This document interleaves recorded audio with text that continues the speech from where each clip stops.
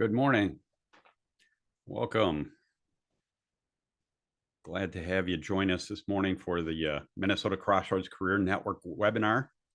We're going to take just a few seconds here, let more people roll in before we get started. There we go. People are coming in now.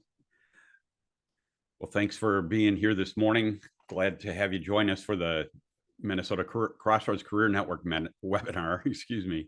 And my name is 𝙼𝙧𝙩. I lead Crossroads, and we're really glad to have you participate. We've got a lot of great content for you this morning. Most importantly, Helen Getzken, which you've come to hear, who's going to talk about the art of networking, and Helen knows of what she speaks. She'll have some great information and help for you. I am glad to have you, but our hope with Crossroads is that along with helping people succeed in their job search, that we also talk about bigger issues and point to the hope and encouragement of Jesus Christ.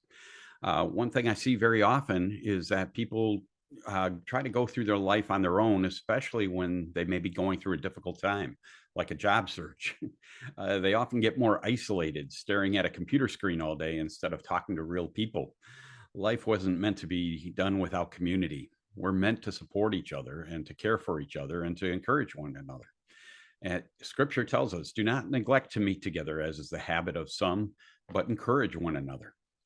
In life, a church home can be a great source of wisdom, support, and hope. In a job search, seeking help from others and building community with groups like this can be a great resource and moral support to find your next position and career opportunity.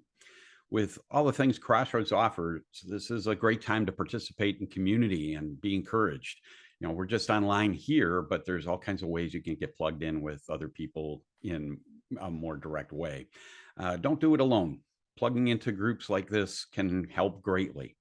At the end of our main presentation today, I'll be telling you all the ways you can engage with Crossroads. And we have our biggest event of the year coming up, which you're not going to want to miss. So after Helen's done with her presentation today, we're going to, I'll talk about all those things. But let me open us in a word of prayer, and we'll move on to the rest of our content. Lord, we thank you for this chance to come together, even though we're virtual and we don't see everybody's faces. But Lord, we pray that you use this time for your purposes, that everyone walks away with hope and encouragement and ideas and a fresh spring in their step as they pursue their job search this coming week. Lord, we thank you for the opportunities you do provide for us, and we pray all this in Jesus' name. Amen. With that, I've got... why am I having trouble here? Here we go. I've got a short video to share. I think we all have challenges in life that keep us from doing all the things we want to do. But, sometimes it's how we look at those challenges and how we deal with them that makes all the difference in the world. Jessica Long is a Paralympian. I'm having trouble saying that today, but she's been hugely successful in her sport, even though she has disabilities and great other challenges in her life. And she'll talk to it. I hope it's inspirational for you. It's pretty intense because you're sitting there and they're calling each person and they just somehow disappear through this walkway. And then they call your name and you walk out and it's this beautiful, clean pool. There's just 25,000 people and you can hear the roar. My heart rate is starting to pick up. All of Team USA is cheering for me. I take off my legs, I take off my warm-up jacket, and I get up to the block. I clap 3 times. I hope it somewhat intimidates the rest of the competitors a little bit. The official says, "Take your mark." Take your mark. Go. The crowd goes wild once I'm midair, and I hold my streamline, I pick my head up, and I just start to race. A lot of people are changing positions. I feel like I need to breathe because I'm gasping for air, but I know if I take that breath, it's going to affect my race. I always know that at the start, I'm gonna be behind. Seconds matter, tenths of a second matter. I know that I can catch up. Coming in for the wall. This is when the entire race comes down to the ending. But I just put my head down, and then all I hear is just this quiet peace.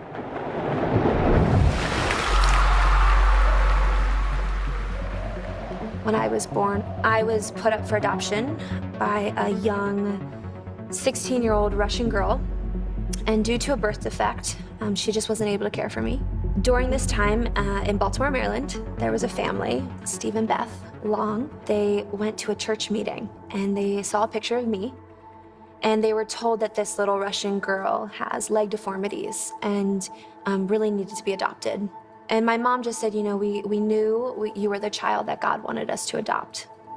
So they decided to adopt me and another little boy from Russia. Went to the orphanage and got us both. Right away, they took me to see a specialist about my legs.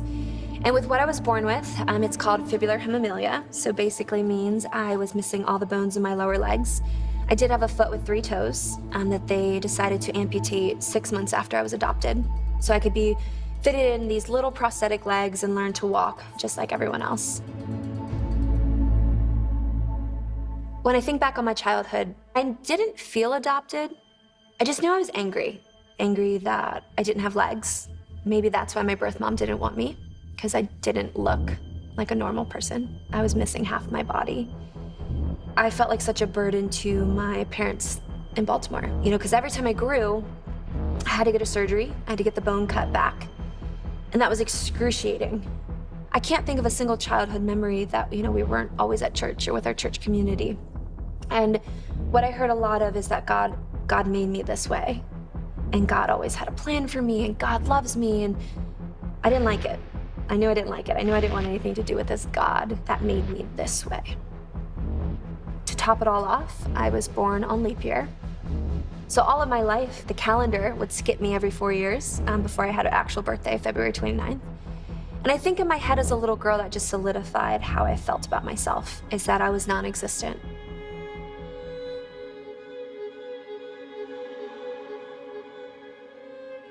It didn't seem fair, because I don't think I knew what I did wrong to have to keep going back in for surgery.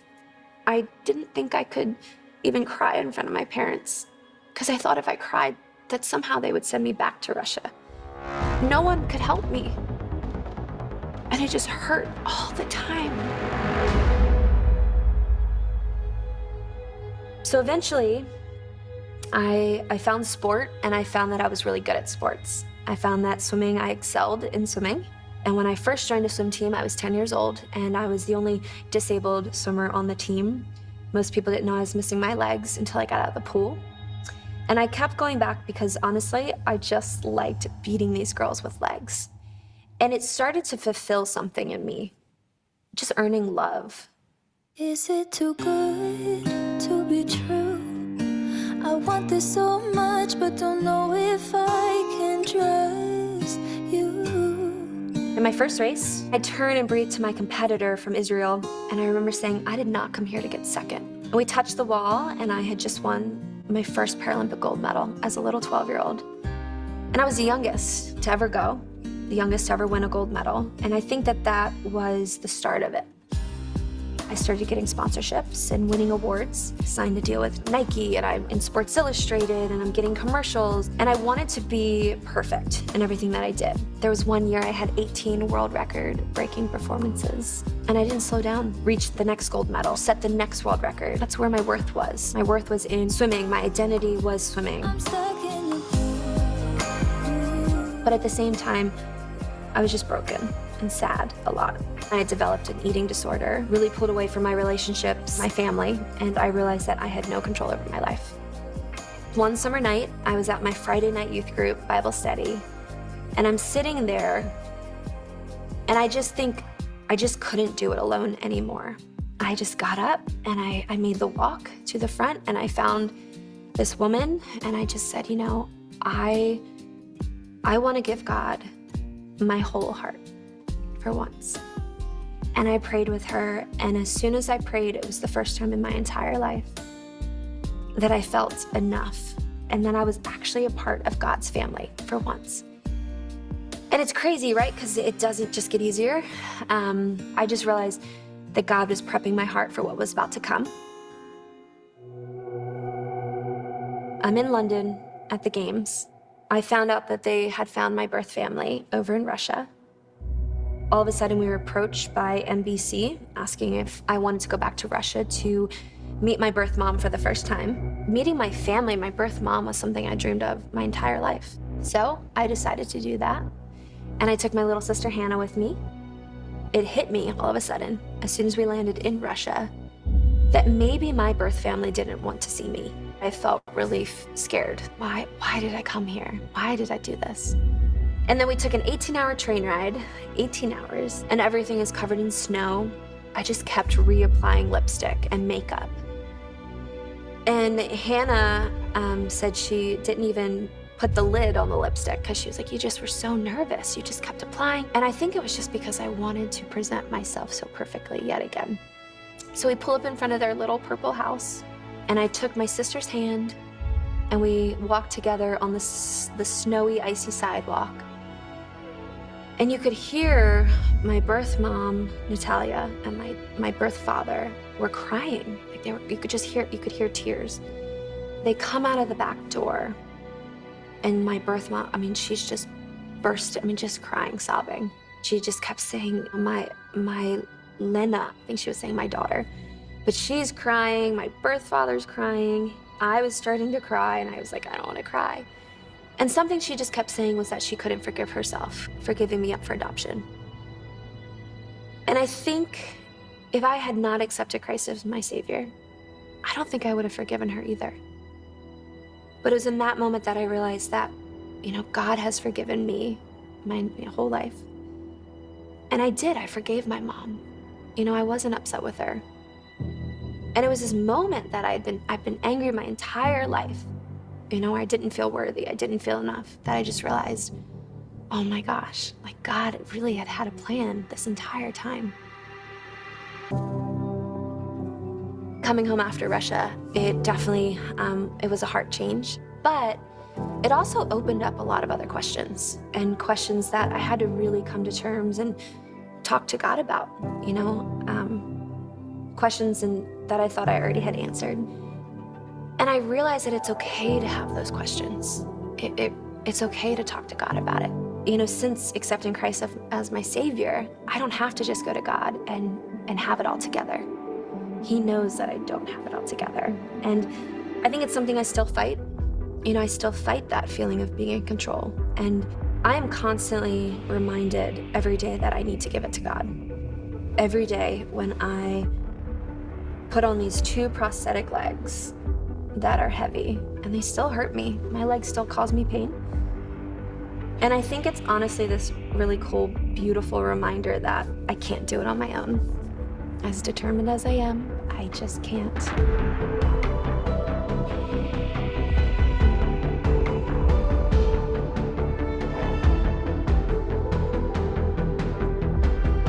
Coming in for the wall. This is when the entire race comes down to the ending. But I just put my head down and just pictured God almost racing alongside with me when I swim. Like he's just there. And when practices get tough or races have been hard, I just call on to him. Like, God, like this is hard. This is really hard. And I just feel, just keep trying, Jess. Like I'm here with you. My name is Jessica Long, and I am second.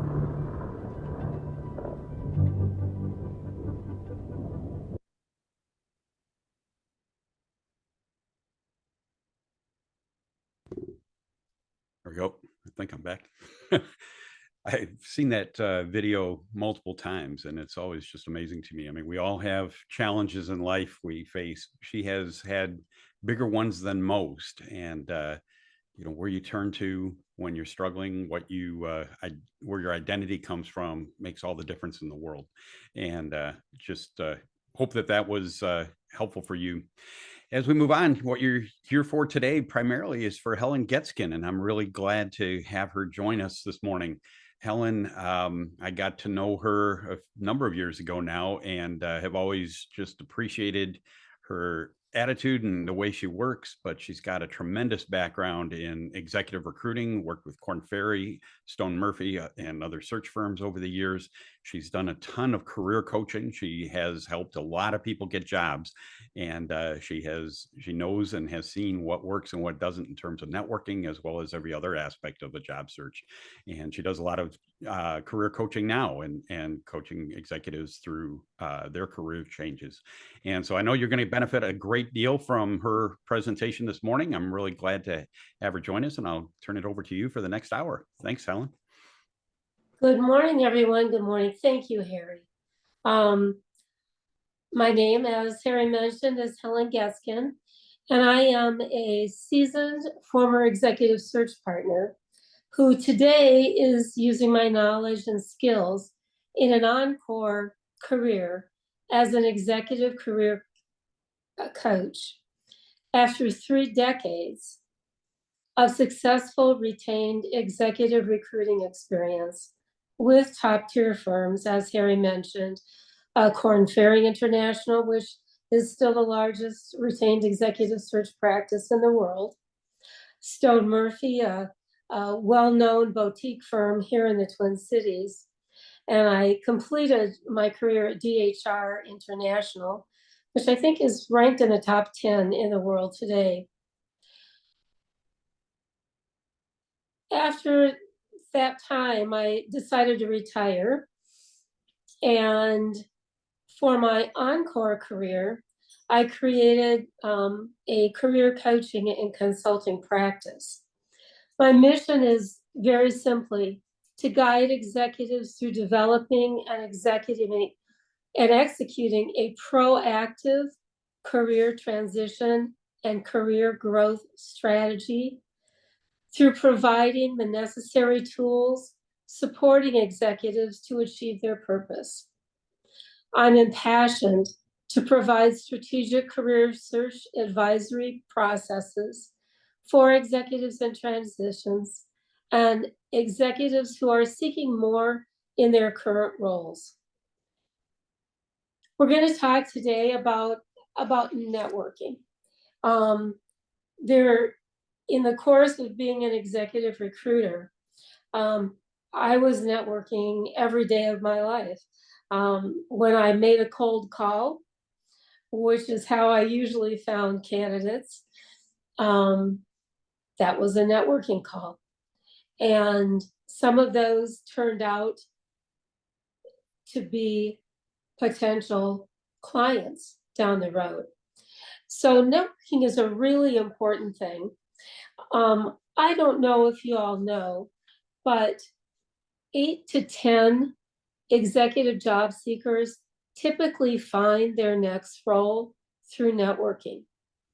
It's a proven technique that's essential for executives, from the director position all the way up to the C-suite. However, many tenured executives believe professional networking is comparable to getting a root canal. I thought some people felt that when they came to be interviewed by me, that was equivalent to getting a root canal. But I think networking for a lot of people feels a little awkward. It's a little constrained, and it seems like you're asking for something, and it doesn't necessarily need to be that way. Becoming comfortable with networking and subsequently enjoying the benefits of a broad and diverse network of professional connections begins with reframing your attitude and mindset. Much of the negativity and the hesitation regarding professional networking is derived from the perception that it's a one-sided interaction. You're asking a stranger for a favor, taking their valuable time in order to achieve your goals. You might feel like you're being pushy, you're being demanding, you're feeling a little salesy, and maybe desperately so.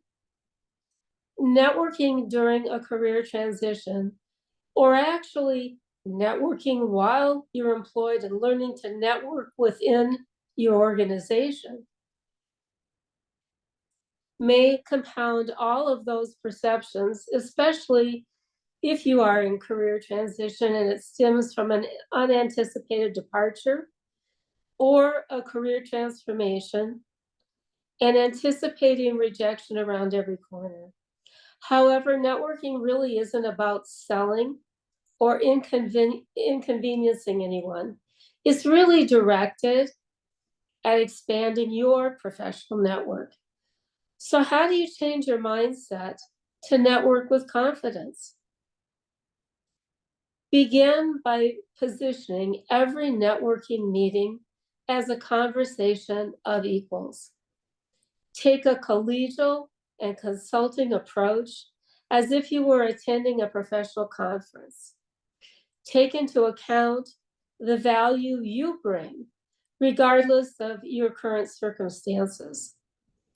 You unquestionably possess years of experience, industry knowledge, subject matter expertise, and your own connections. Try to reframe networking as an opportunity to learn, grow, and meet interesting people. Remember, you bring value to every networking conversation. Rather than just marketing yourself, flip your mindset to learning about in-demand skills, fast-growing business sectors, market trends, and company cultures while sharing your views on similar topics. When you're feeling nervous about networking or struggling with a career transition, it's really essential to remain positive. My suggestion is always to start small with one-on-one meetings with people you know well. Don't forget about your neighbors, your clergy, former company colleagues. When describing your skills and experience in conversation, maintain a focus on what is next rather than what just happened. The goal of networking is to help you from expressing any negativity or oversharing about the reason for your departure, issues regarding a past employer, or career experience unrelated to your current goals. Extending positivity to your networking contacts should help you land more meetings. Try not to take it personally if there's no response at first, second, or even third requests for a meeting. I know it gets very frustrating, but don't take it personally if there is no response. Life is demanding. As we know, everybody's busy, and appropriate follow-up just shows that you are serious.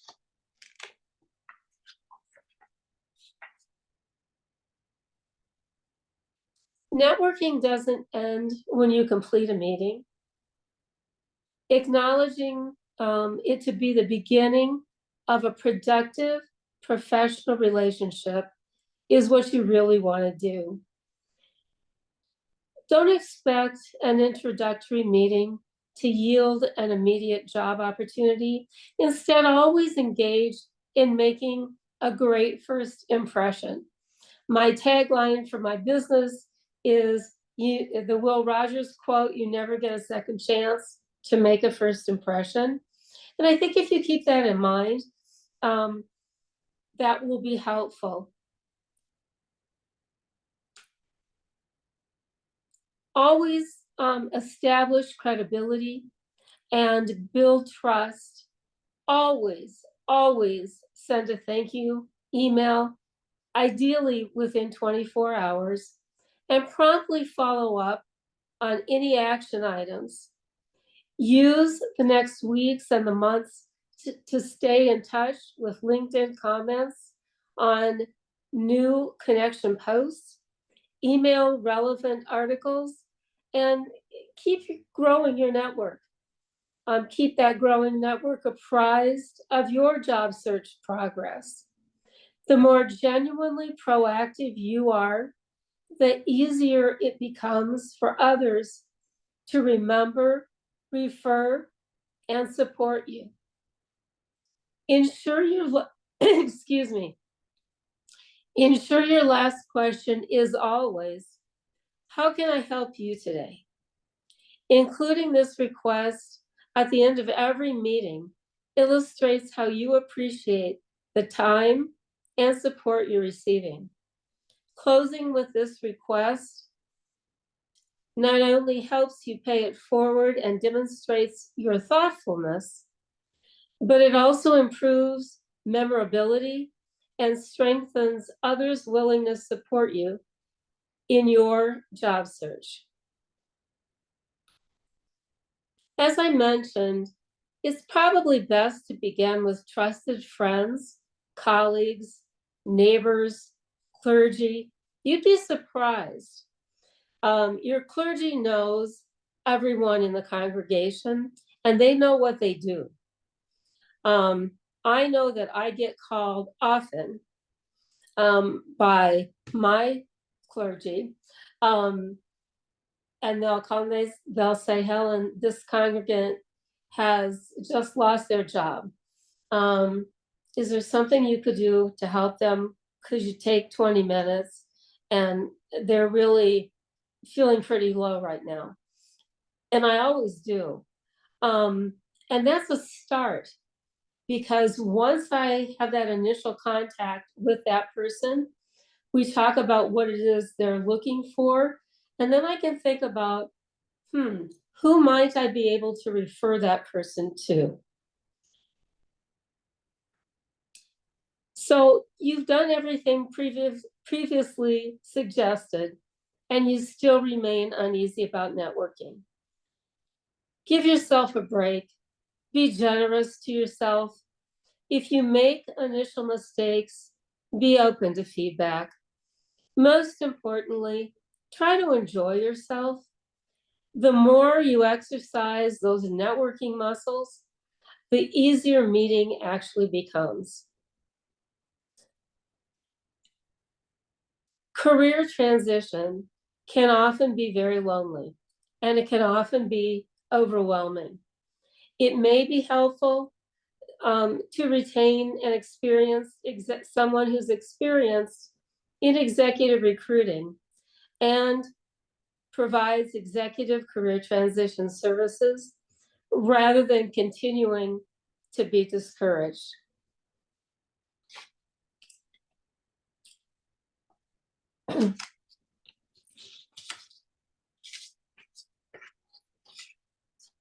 So as you prepare for your networking meeting, whether it is in person, via Zoom, or a phone call, here's what you should think about. First of all, what materials do I need for my meeting or my Zoom? What is the purpose of the call or the Zoom or the meeting? What's the name of the person who referred you? What will be your introductory statement? Hopefully you've all developed a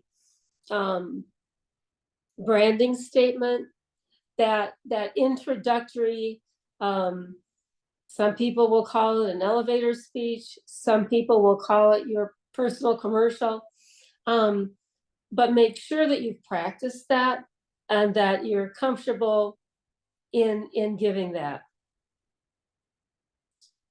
Create interest comments like any mutual interest, your education, your college alumni association is another really good source for you when you're networking.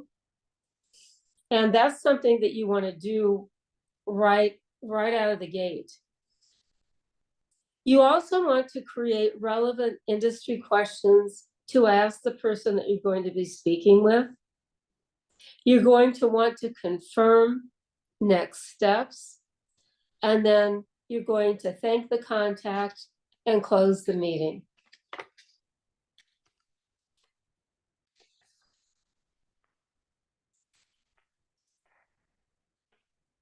So how do you conduct an informational networking meeting?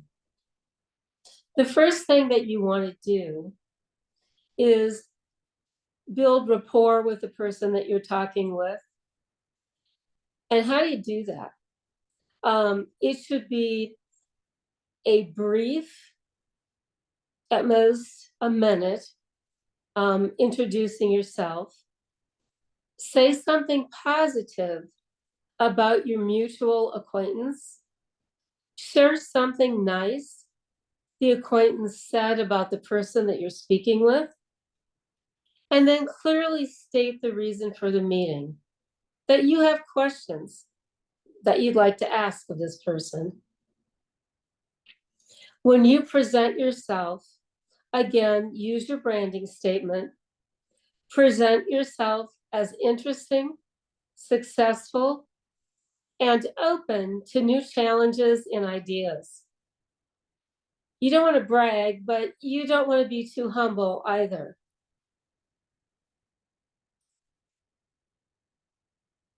State your position objective. And if you don't know that yet, explain that this is really a call, a Zoom, or a meeting. It's research for you in exploring and evaluating what your career options might be. You want to use what I call a focusing technique. And in doing that, you want to identify what is most important to the executive that you're speaking with based on the information provided by your mutual acquaintance. You want to fully research the executive's background and interests prior to your call or meeting. Ask the person about their background and how it prepared them for what they're currently doing now. Inquire as to what they believe accounts for their success. You want to focus in on business topics of interest to the individual you're speaking with. And you want to briefly describe your job search efforts and get feedback from them on your approach and the direction that you're taking.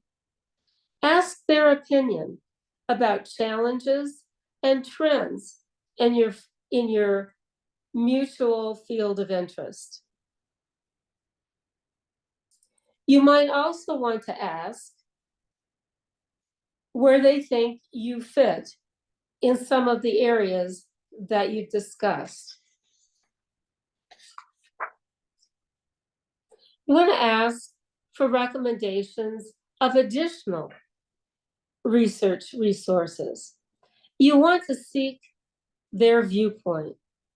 And most importantly, you want to listen carefully, take notes selectively, and note any referrals that they might give you. You want to confirm what is being said from your own experience and observations. The person may express interest in you joining their organization or speaking with one of their peers. Be aware of those clues, indicate real interest, suggest a follow-up meeting if appropriate. You want to seek referrals to knowledgeable executives. So you want to seek those informational referrals, but not in expectation of a job. You want to seek referrals to executives who are in roles which may provide company introductions. You want to inquire as to who works on the types of issues that you've been discussing in the organizations or the industries you've targeted. Executives with vested interest in or knowledge about the industries or the roles that you've targeted. Executives who may know others who share your interests. And any executive search partners that the person you're speaking with might know it might be able to introduce you to, because you also want to broaden your network to the executive search community. You want to always express appreciation for whatever has been offered. Promise to follow up within a specific time frame. And then afterwards, do follow up. Organize your notes from the meeting right away. Write thank you note, write a thank you email or a personal note to the person and to your mutual acquaintance. Keep the person informed of results of their suggestions and stay in touch.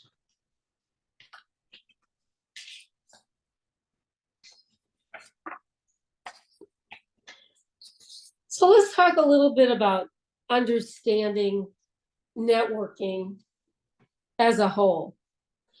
Networking really involves requesting information and expanding your circle of contacts.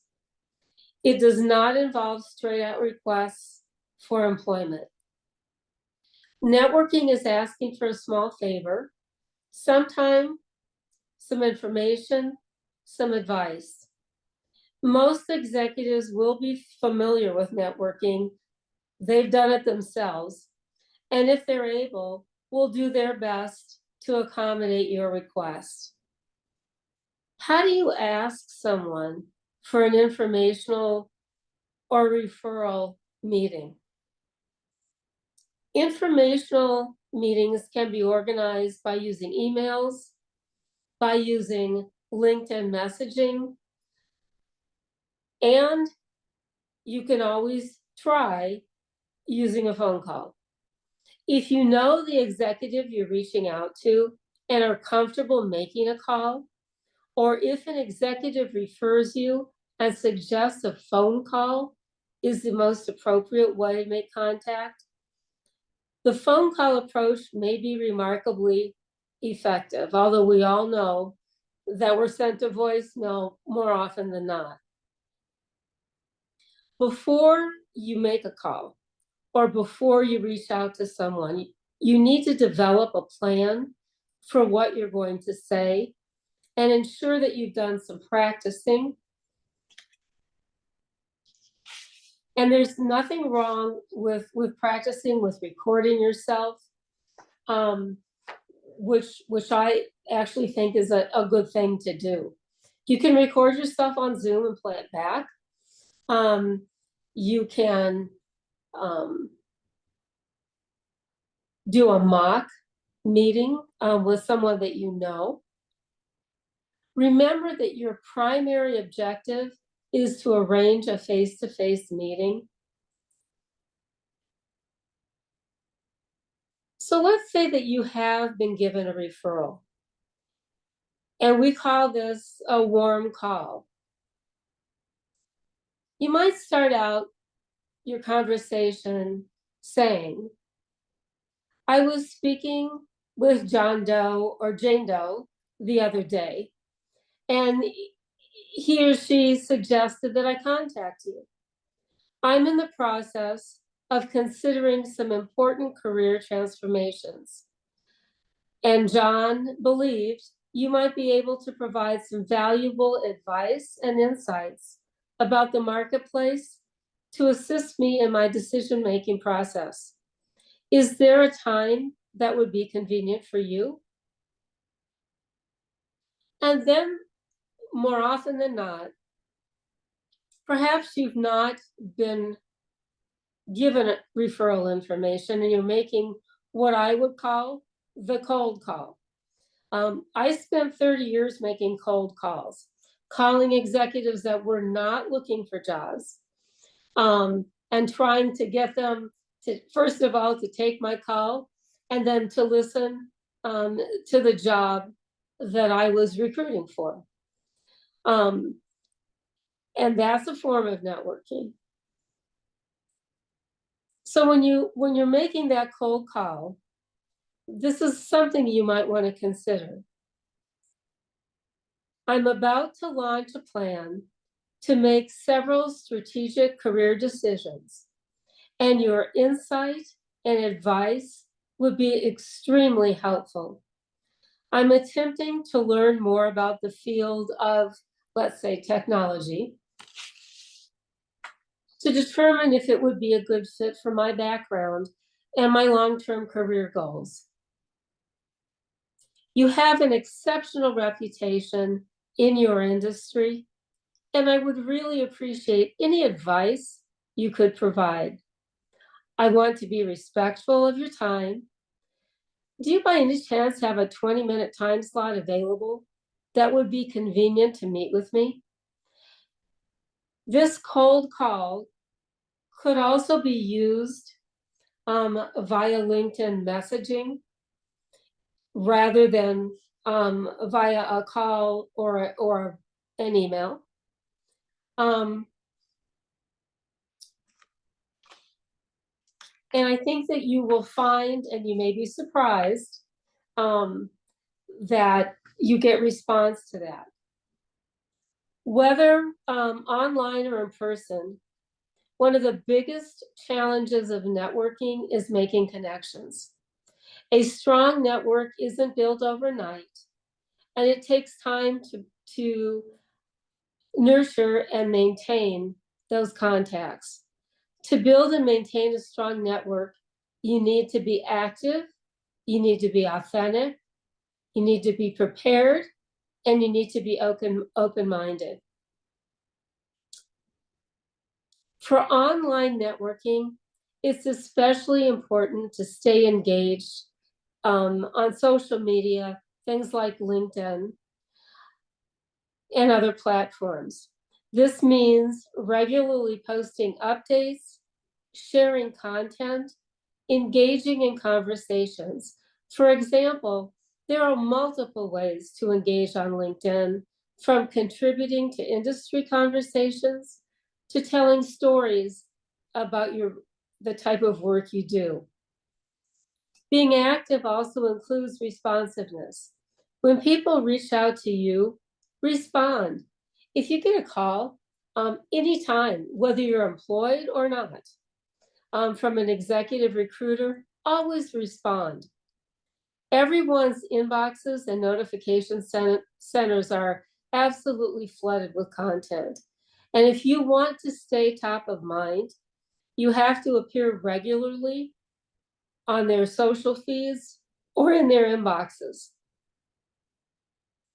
You want to be authentic.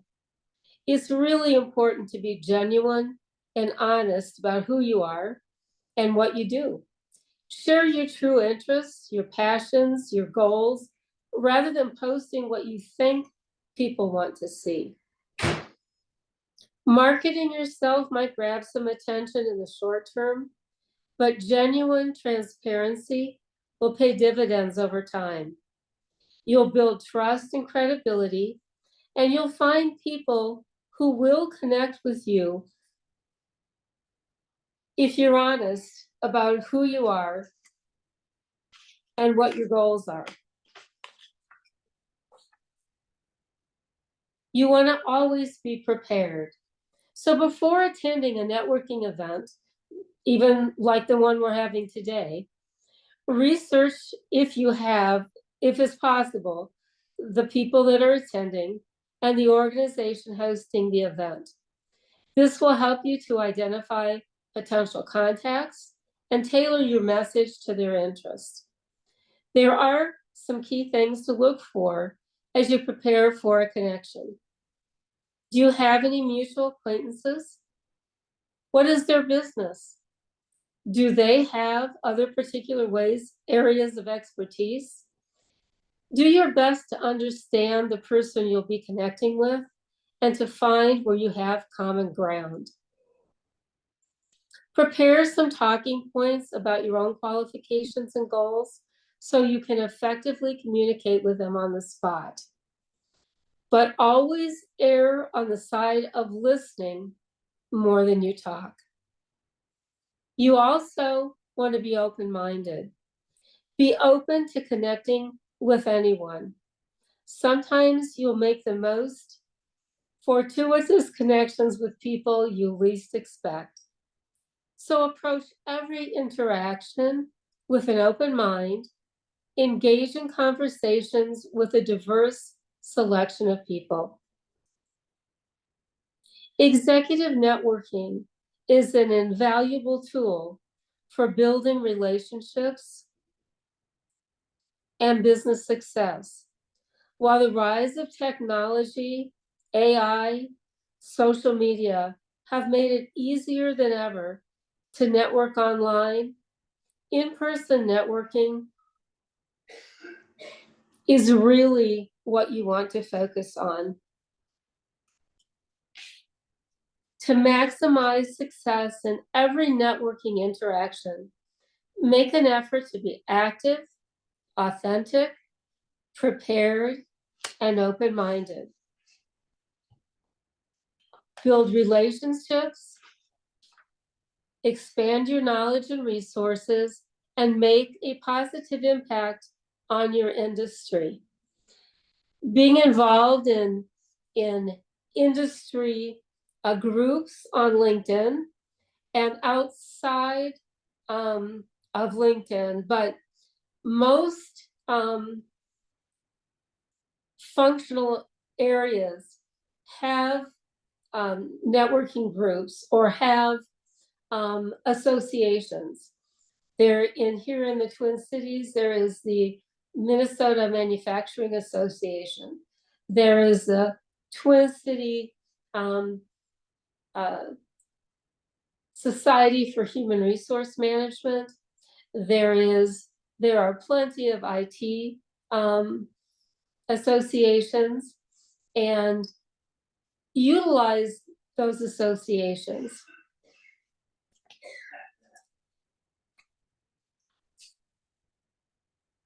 I don't know if any of you are familiar with what I call an executive summary, but my suggestion when you are networking, when you're meeting with someone in person, is that you not bring your resume. What you bring is something called an executive resume, and I'm going to share one with you now.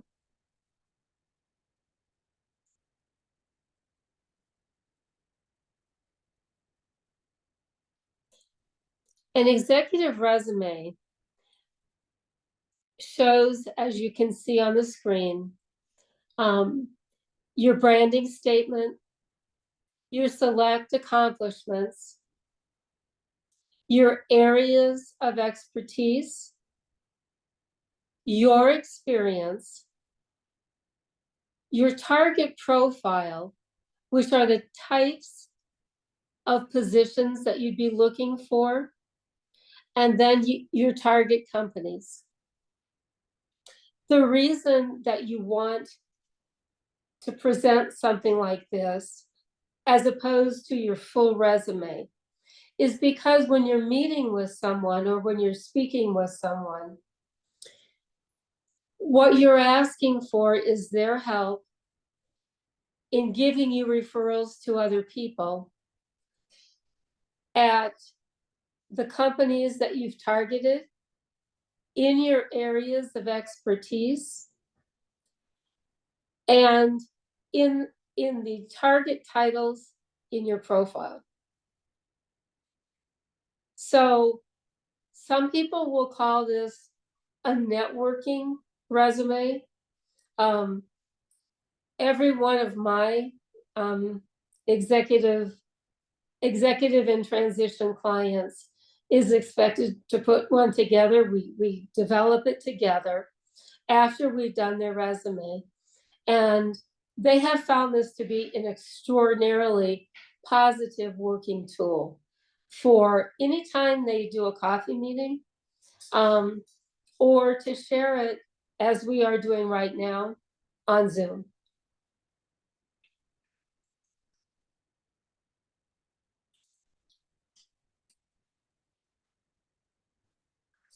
So when we talk about, again,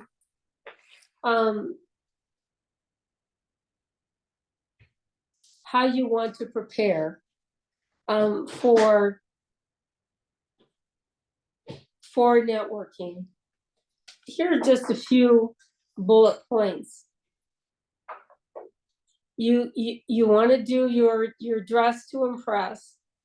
You want to make sure that you bring your business cards if you're actually meeting with someone, or in lieu of a business card, bring that executive summary. You want to make effective introductions. So when you meet someone new, introduce yourself by making eye contact, by smiling, by stating your first and last name, giving that firm but brief handshake, then listening to the other person. And believe me, sometimes it's easy to miss that name when you're nervous and you're in a group.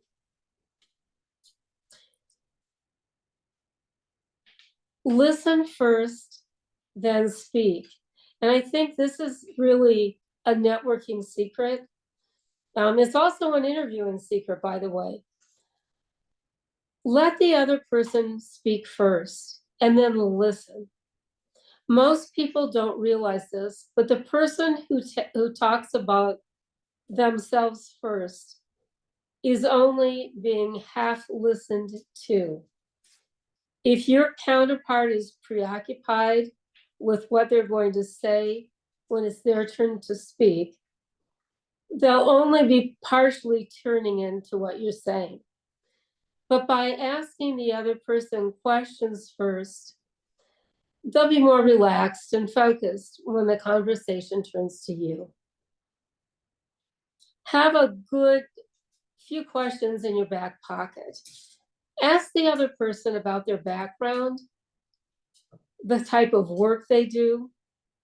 Things like, how do you like working for company XYZ? What's your primary role at your company? What projects are you working on right now? And how did you get involved in this field? Make sure you get to the point when it's your turn to share what you do. State in just 2 or 3 sentences. You can delve into greater detail later on, but people lose interest very quickly if you can't engage. Similarly, avoid using industry jargon. The key to effective networking is to build rapport. So if someone can't understand what you're talking about, a connection won't happen.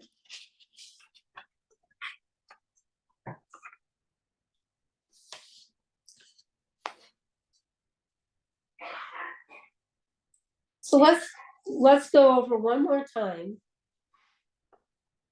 what you need to do to network effectively.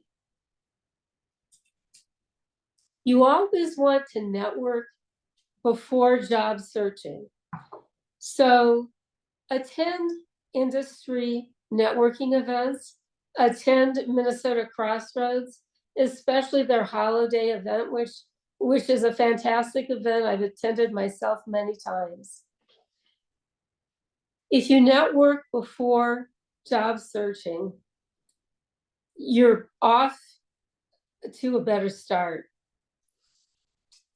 One of the things that people tend to forget when you have a job, you're so busy doing that job, sometimes we forget how important networking actually is. And we're focused on our jobs. We let the function of networking kind of sit on the back burner. And it's something to remember that you want to network within your company as well. One of the ways that you get promoted is by being a good internal networker. So do ask people in your company while you have a job to go to coffee. See if they're interested in attending an industry event with you. And stay engaged. Come prepared with a clear goal in mind. Always have some conversation starters ready.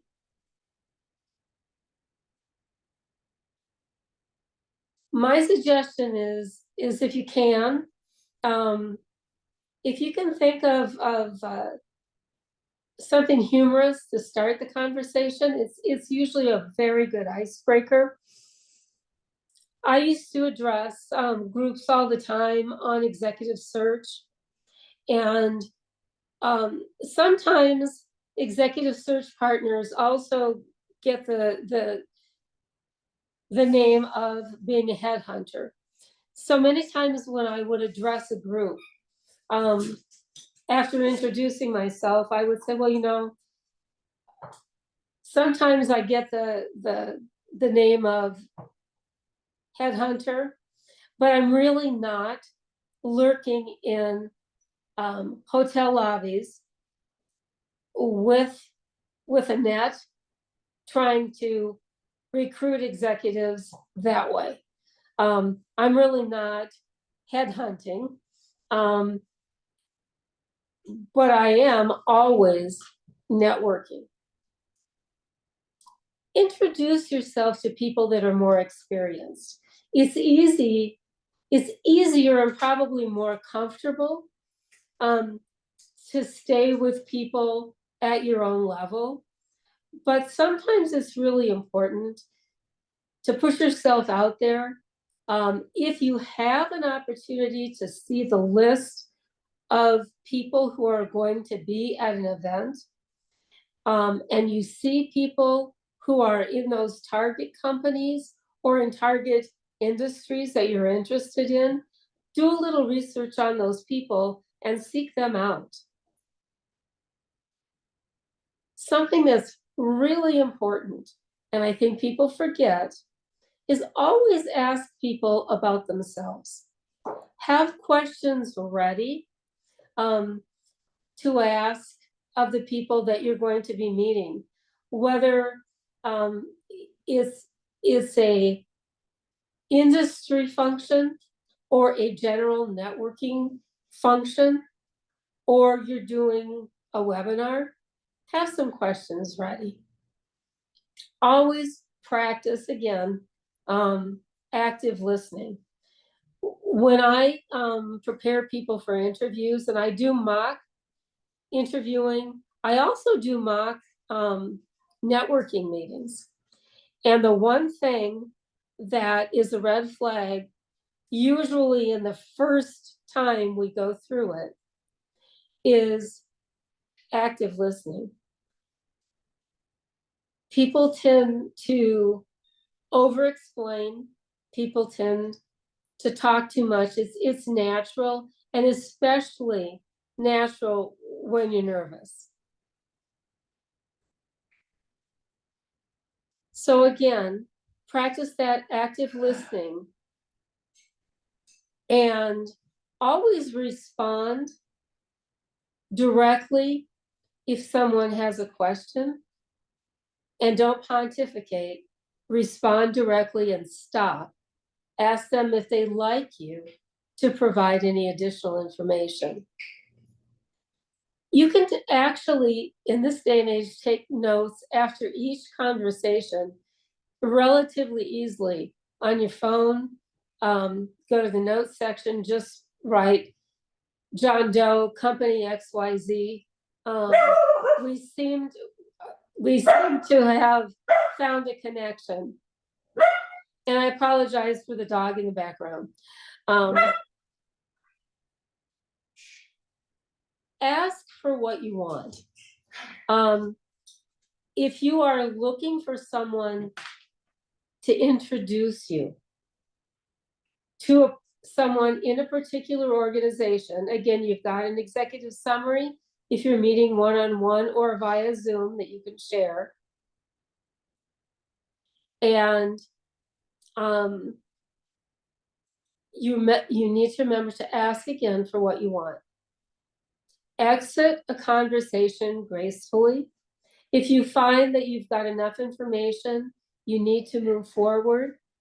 You want to exit gracefully, and you always want to follow up.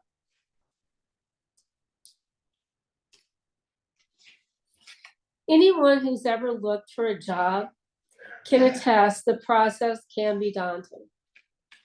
knowing who and how to reach out can make all the difference. So again, network with people before you even begin looking for a job. That way, when the time comes, if you're surprised by a reduction in staff, if there's a new CEO and that CEO is making changes that you're not loving, you've already got connections. You will already have contacts to leverage. Building relationships with people in your industry can help you get your foot in the door. It can also give you an inside look at what companies are hiring. In addition, you can identify mentors who can provide guidance and support throughout your career. The next time you go to an event, the next time you're on a Zoom, ask yourself, who do I want to meet and why?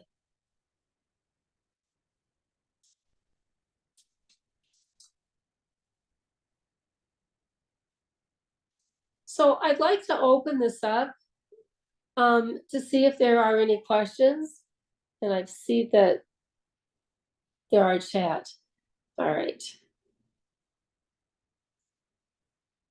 Okay, the PowerPoint of this can be sent to your email. I see somebody ask. I'm not using PowerPoint. Okay. All right. Thanks, Ellen. Yeah, yeah, I'll I see explain that. further later as well that all of our webinars are posted on our YouTube channel, and this one will be posted there before the end of the day today. And so All you can right. review and cover anything that you may have missed All right. later. All right. Please do add any questions or comments into the chat box, and I'll be glad to share those with Helen. The key, I think, to successful networking is using everything that is out there and available to you. LinkedIn is obviously one way to utilize networking. LinkedIn is something that people love to hate. I think we've kind of all been there. I've been a member of the LinkedIn community for 16 years and was really part of LinkedIn once it launched. So before it had been acquired by Microsoft, I kind of liked the old days of LinkedIn. But before Microsoft got involved with all of their algorithms, but know that they're there.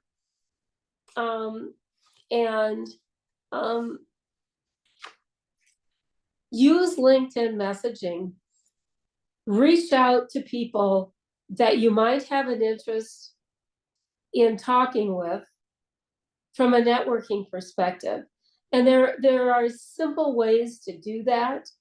If you need any help with that, feel free to reach out to me. I'll be happy to give you some ideas on actual wording that you can use on LinkedIn in messaging, and it does work. My clients are finding that if they reach out on LinkedIn in a non-threatening way, so it's, again, the wording we talked about, I am looking for information on artificial intelligence. You seem to be an expert in that field. I'm wondering if you could give me 20 minutes of your time, or if we could connect. Start with a connection. Once you get the connection, then follow it up and ask for time. There's no reason not to try. Some people will engage with you, others won't. Don't let it be discouraging. but my clients are finding great success reaching out to executives within a company doing the type of job that they may be interested in doing, and asking them for advice. Do you know of any opportunities that might be available at your competitors? Is there anything going on within your organization? Those are things that you can ask people, and most people will be responsive. You'll be surprised that people will be responsive and really actually want to help you. Executives understand why people are trying to network with them. Executive recruiters understand why people are trying to network with them. And the only thing you need to understand about the world of executive search is executive recruiters, those of us that are retained, are retained by a client. The client is the person that they're working for. However, there are times when you have the ability to speak with individuals who are in the job market, who are looking. You never know, as an executive search professional, what your next search might be. And my philosophy was always, boy, if I can find 10 minutes to talk with this person, have them send their resume, it's always helpful. I've really enjoyed having an opportunity to talk about networking with you today. Yeah, Helen, we have a question. Okay. Somebody typed in, any additional insights on informational networking? I'm assuming like informational meetings, but regarding workforce reentry or career transformation and getting a sense of what might be possible. You know, one thing I've appreciated, Helen, on your presentation is it was very practical. You had real examples and specific things people can say. And so I think that helps. A lot of times people talk about networking in very general terms, but you were very specific about things. But for somebody that's making a career change, you know, it's always easier, obviously, when you've been a controller in a manufacturing environment looking for that same kind of job. That's an easier transformation than somebody that's trying to do something completely different. How do you recommend some of the networking or informational meetings to help facilitate that? Well, during COVID, I actually was very busy coaching during COVID, which I didn't anticipate being. And obviously it was all virtual. I ended up, and I am not, when I was in executive search, recruiting doctors was not typically one of the functional areas that I recruited for. And I did have 2 doctors approach me, and they did become clients of mine for executive coaching. And they were looking for transformation. And so what I advised them, first of all, we had to there are many people who are not just looking, who are not just in transition, but who are currently in roles that perhaps they're looking for a pivot, or perhaps there's something they really would like to change. If you take the doctors in the course of COVID, they were overworked, they were highly stressed, and they were watching a lot of people die. And some of them were questioning what they were doing. And so I had a couple people who had been doctors for years, practicing emergency medicine, and wanted to make a career change. what they were interested in is, what can I do? What are the options out there? And that's your advantage. My suggestion is, if you ever are looking for an executive coach, make sure that the person you end up working with is has had some executive search experience.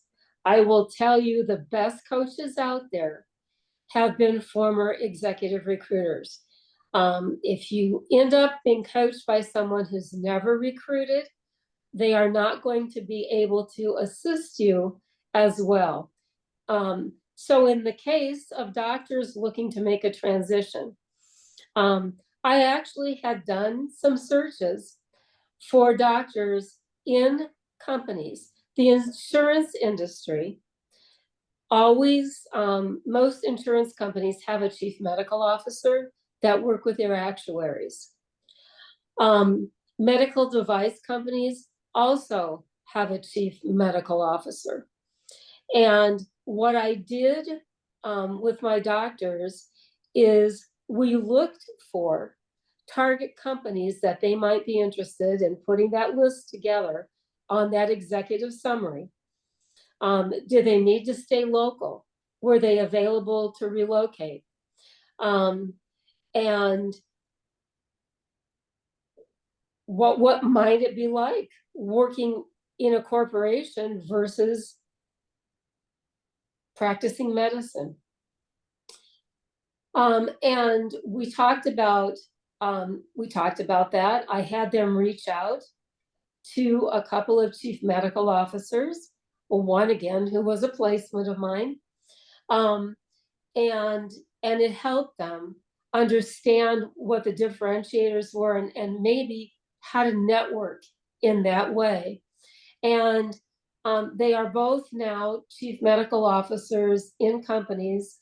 One is in a medical device organization out of Boston, and the other one is working with a within the medical industry, specializing in the opioid crisis, and working on ways to help deflect that. So I think when you are looking to make a transformation, sometimes you need a little bit of help. Because if you're looking from going from one industry to another, or from one function to another, you do need help. I have a current client, and some of you might appreciate this. My client is 60 years old. My client is a youthful 60. My client is interested in going from working for big corporations like IBM, Accenture, to potentially working for a nonprofit. How do you do that? How do you take corporate experience and transfer that into nonprofit work? Will anybody even talk to you? Well, as it happened, I still write some job descriptions for boutique recruiting firms. And I happen to have just written a job description for a senior director of information technology. And I thought, then this person became my client. And I thought they might be a pretty good match. So I reached out to the executive search firm, sent the resume once we got it done. And my current client is in final interviews for that job. It hit every button. He's 60 years old. The executive search practice told me 60 is the new 50. And people want to work. People want to continue to work. And that's something too, that is, how do you network when you are in your 50s or you're 60, and you're you still have much to offer. And so Yeah, I'm over 60 years old, and 60 is the new 40. As far as You, I'm you think concerned. it's the new 40? Okay, well, but I thought this was really interesting. It was going, from working in large corporations to going to a nonprofit, and sometimes that can be a difficult jump. Yeah. And a difficult jump from a compensation perspective as well. So you have to take that into mind. And when you're changing, as my doctors were, from going from practicing medicine in a hospital to going to work for a med tech company or an insurance company, again, compensation comes into play. So you've got all of those things. And those are things that you want to think about when you're thinking about making a career transformation. Yeah. We have a couple other questions. One is, do you recommend cover letters to be sent with a resume? I recommend that you use a cover email. And when you, obviously we're emailing these days, but keep it short, keep it focused, and bullet pointed. So again, I help my clients create those emails. And a lot of times it's saying, hi, president of this organization, or division president of Honeywell, or whomever. I'm really interested in your organization and would like to get some additional information to see if you're planning on doing any hiring within your division in the coming year. And these are the things I'm interested in. And I use 3 bullet points. And there's a reason that I will tell you to use 3 bullet points. I have a degree in industrial psychology. The human brain is able to absorb things in threes. If you look at how we are as just in general as a society, think of all the things that are done in threes. SOS is a 3. 911 is a 3. Your area code is a 3. So our brain accepts things in threes. If you noticed, when I put the executive summary up, there were noted accomplishments. There were 3. On that person's actual resume, there are 6. So again, 2 sets of 3s. So keep that in mind. When you bullet point, do it in 3s. But yes, I do recommend sending a cover with your email. I will tell you that when you are applying to something that you have seen that's posted, you want to do 2 things. Within the first 24 hours of that posting, you want to upload your resume to their ATS system. But you also want to reach out to somebody in the organization and get your resume directly to them. Great. And I agree, typically the body of the email is your cover letter. And oftentimes if you have an attached cover letter, it doesn't necessarily get opened. So you want to make sure you have it visible to them right away when you're emailing somebody. One last question here, and then we'll move on. But they're asking how soon to share either a networking resume or request for contacts, or what's the best approach regarding new contacts that you just met and asking to look for a job. I'm guessing here, well, she mentions too that what if you meet them at a recurring group meeting, so you'll likely be seeing them again at an upcoming meeting. How soon do you get information to them? I would get information to them immediately. I'm sure that most of you have had networking coffees. You've gone to networking meetings. Hopefully, you're attending the Minnesota Crossroads networking group, and I would send information within 24 hours.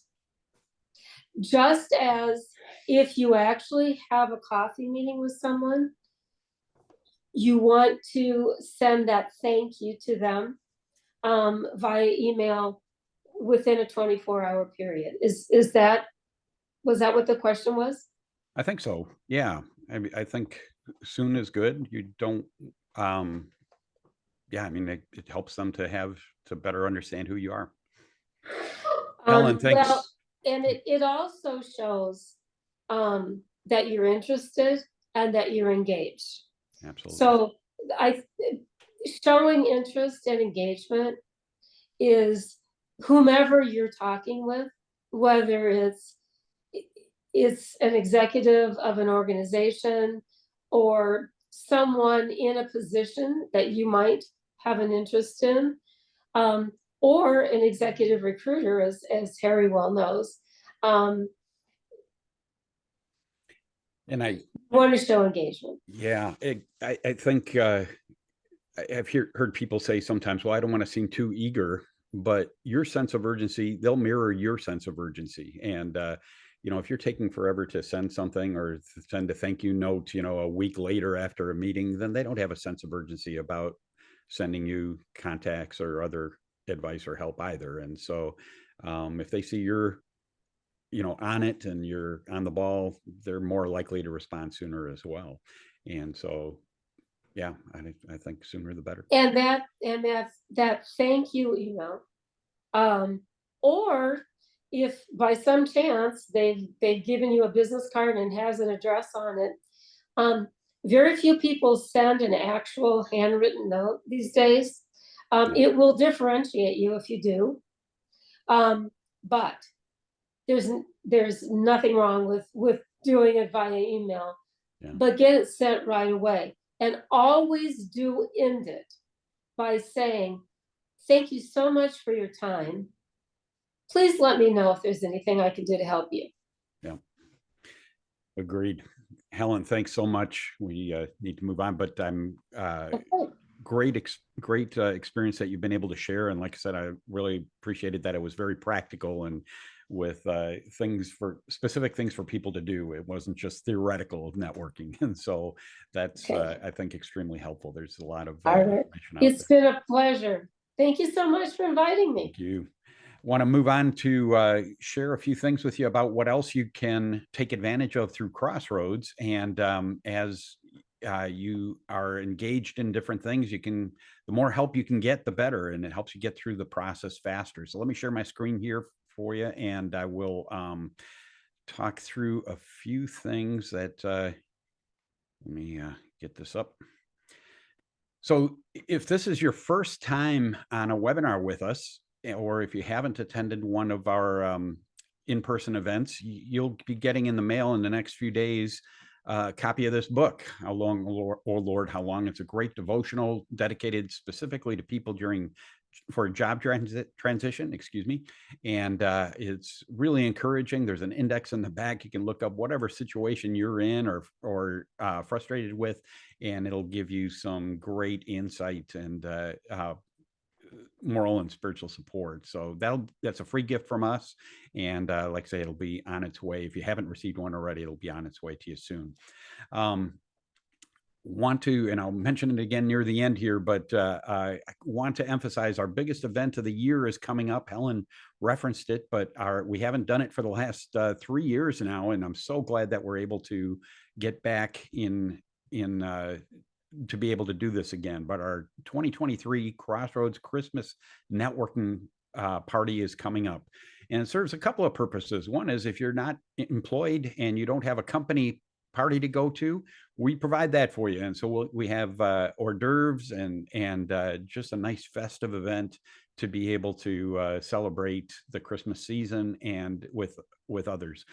But more importantly, it's an opportunity to network with a bunch of people. We had in previous years, and I don't think we're going to have the same numbers this year, but in previous years, we've had over 800 people and 120, 150 people from companies that were there just to be networking contacts for you.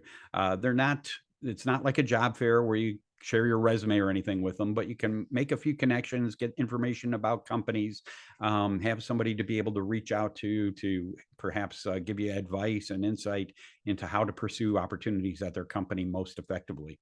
And so we'll be having that again this year, Tuesday evening, December 12th. On the front of our front homepage of our website is a banner that takes you to all the detailed information. You do need to register in advance so that we can plan accordingly, and we'll have a name tag pre-printed out for you, as well as if you know of employers that are local here that can participate, encourage them to come as well. There's a separate registration on that page for them to register as well. And it's a great opportunity to meet a lot of people and put into practice some of the things that Helen was talking about today. So that's coming up. I really can't encourage you more to take advantage of it. Every year we have stories of people that landed jobs because of somebody they met at that party. And so hope it's beneficial for you, and take advantage of it when it comes. You probably saw information about this webinar on our website, but I really encourage you to peruse the rest of the website as well. There's a ton of detailed information about events coming up. There's resources available for you on there. We have a job board. There's companies that know what we do and post jobs on our job board page in order to find people to fill those positions. In many cases, they post specific contact information to reach out to them directly. And so check it out periodically. There's a wide variety of jobs that are on there. It's not as populated as Indeed, as Indeed.com, but there are great opportunities on there as well. But there's a ton of information on our website, including the information about the Christmas party. So check it out. We have multiple ways and places you can get engaged with Crossroads. So on the first Thursday of every month, we have in-person meetings at Grace Church in Eden Prairie. And that's coming up again. Leary Gates will be presenting at our first Thursday in December here. And I can't remember now offhand the title of his presentation, but check out the website for the details. On the second Thursday evening of each month, we meet at Woodbury Lutheran Church, and we'll have another in-person presentation there. Richard Dotson will be presenting there this next month.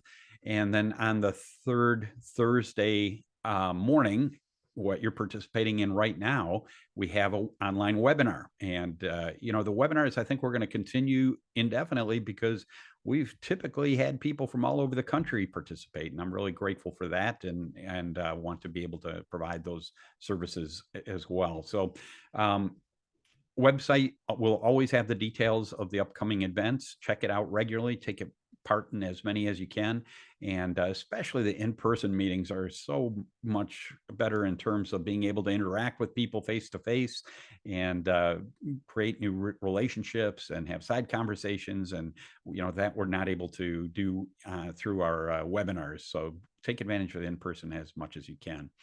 On a weekly basis, there's additional ways to plug in as well. So every Thursday morning, and it'll be this here in a couple minutes, but starting out as well, we have our networking group called Networking with Grace. And it's a chance to get contacts and share contacts with others, get ideas, get some encouragement, and be able to interact with other people. It is on a Zoom meeting. It's all online. You do need to register in advance. That's on our website. You can find the details for that, and take part in that as often as you like. But it's a great way to interact with people and get contacts and leads on a regular basis. We have one-on-one coaching available. So if you would like to talk to one of our volunteers about your resume, about an upcoming interview you might have, maybe to do mock interview practice, maybe it's just to talk through your situation, get some fresh networking ideas or other pointers or help in your job search if you're feeling stalled out, you can register online to get a call or a Zoom meeting set up with one of our volunteers to talk with you. I think the big advantage there is, you might have family and friends that don't necessarily really get what you're going through in this process or fully understand the challenges. And so talking to somebody that really gets it can be a great advantage. So take advantage of that as anytime you'd like, as often as you'd like. This job search process, as you've already probably experienced, it can be an emotional roller coaster. And so getting some additional spiritual support through and encouragement through this is, I think, a great aspect to things we offer. And I'm just grateful we have a team of people that are just love to pray for you.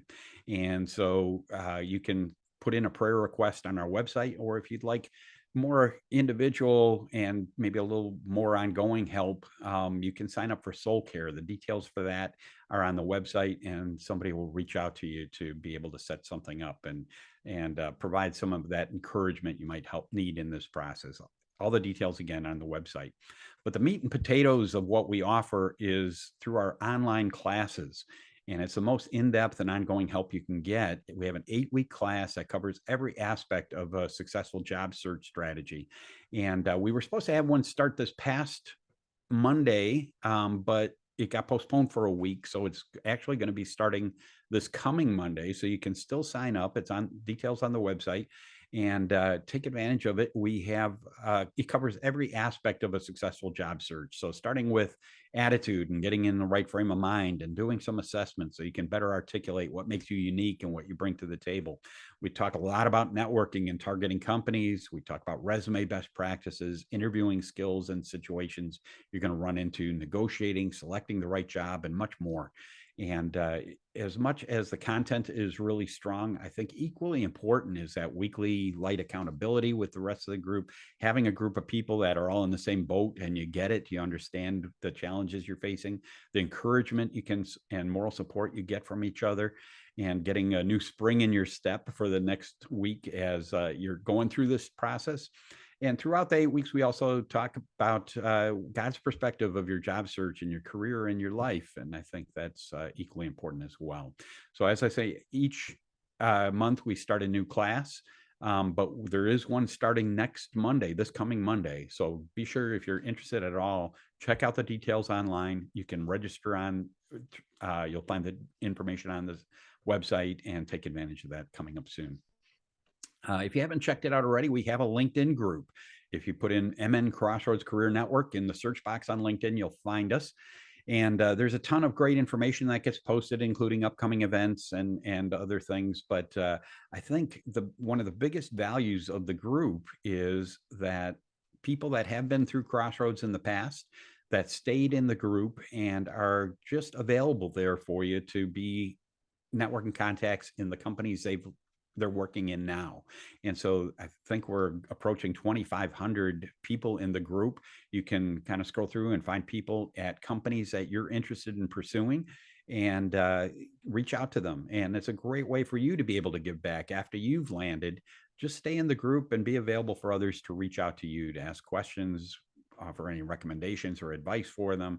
If you're willing to make an introduction, that's up to you. But check out the group and take advantage of that resource. As I mentioned earlier, all of our webinars get posted on our YouTube channel. And if you put MN Crossroads Career Network in the search box on YouTube, you'll find us. And you can review this one. It'll get posted before the end of the day today, and as well as any of the previous topics we've had as well. So check that out regularly. And Skip Nelson, who is involved in a lot of our stuff, he often says, it's a great way to curl up with popcorn and your significant other on a Thursday night and watch job search videos, or on a Friday night. Probably not the most exciting thing to do, but the material is there for you to take advantage to get great pointers and ideas. Thrivent has been a great resource for us. They've provided for Crossroads financially, but they also do on a regular basis. They have 3 monthly webinars on financial considerations during job transition. These are not sales presentations. They're really just practical help of how to think about budgeting differently, how to find areas you can cut expenses if you're looking to save money, how to think about your 401k plans, what the possibilities are, all kinds of different resources there for you. Details on the website, take advantage of those.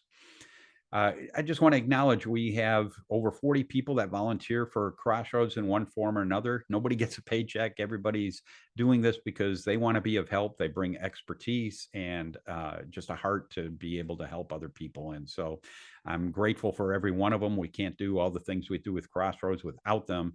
And so I encourage you to, as you talk to people, to thank them for their time. And I want to re-mention that Christmas party. Like I say, it's the biggest, most important event we do all season. It's a great opportunity for you to connect with a ton of other people. As I say, I don't think we're going to have the same kind of numbers we've had in the past, but it is going to be probably a minimum of 300 to 400 people there, and a number of companies, employers that are going to be there for you to connect with. So join us, and hope it's productive for you. If you don't have a church home, I encourage you to check out one of the churches that we do Crossroads through. Woodbury Lutheran in Woodbury, obviously, and Grace Church in Eden Prairie. You can check out the details on the website. You can watch services on streaming online, but it's much better to show up in person and be able to engage and meet other people and get that moral and spiritual support that's so important. I hope this morning was beneficial for you and that you got a lot out of it. Hopefully you can apply some things that'll make a difference in your job search. Thanks for joining us, and hope to see you at one of our in-person or webinar events going forward. Have a great day and a productive week, and hope you land a job soon. Take care.